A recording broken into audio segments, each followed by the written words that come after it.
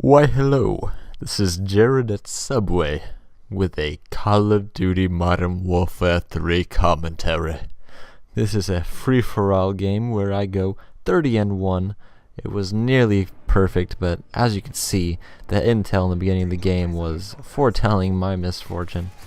Basically, it says that death streaks will give you a boost when you're feeling down, and that is kind of my downfall for this game.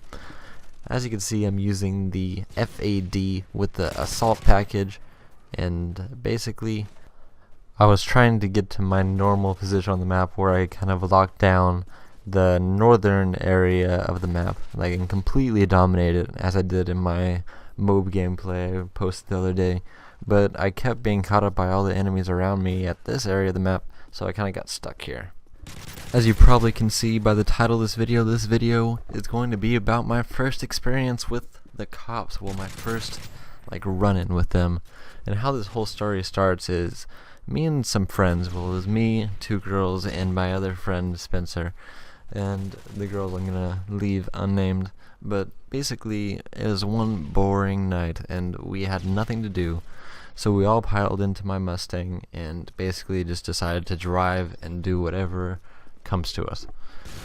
I don't know if you guys know the rules of this game, but there's a game you play while you're in a car called Sex. And basically, if you're coming up on a light and the light's green right now, and then it turns yellow while you're still driving at it, everybody has to say sex and touch the roof, and the last person to do it has to take off a piece of clothing. So we were driving around for a while and we were getting kind of competitive with it, and basically it ended up with all of us being in our underwear. The girls were in their bra and panties or whatever, and I was basically just my boxers. And we were driving down this haunted street, well, so-called haunted street. It's basically where you take girls if you have nothing else to do, because it's kind of just secluded out of the way, and they get scared and they get all clingy and all that kind of stuff. We're driving down that, and there's trees all around the sides.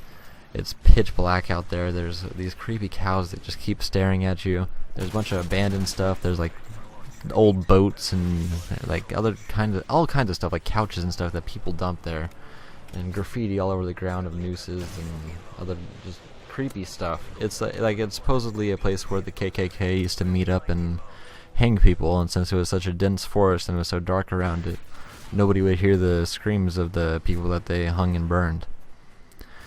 So it is pretty creepy when you think about it, but I honestly don't really believe in any of that stuff. Even though apparently it's in the news and everything, there was a couple teenagers who were actually shot and killed by a police officer.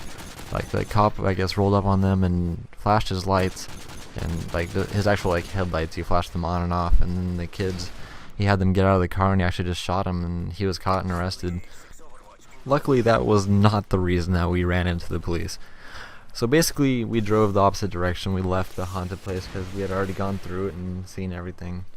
And we were getting all these weird stares from the cars around us, people wondering why we were just basically naked, driving around town, no destination in sight. At this point, we decided that it would be a good idea to go to our football field and just streak it. So we parked in the parking lot, parked in the most incognito, hidden place. And we had just taken off all of our clothes and we were just sprinting across the field, having the time of our lives, being freezing cold, but at the same time having a lot of fun, climbing up on the field goal posts and just screwing around in general.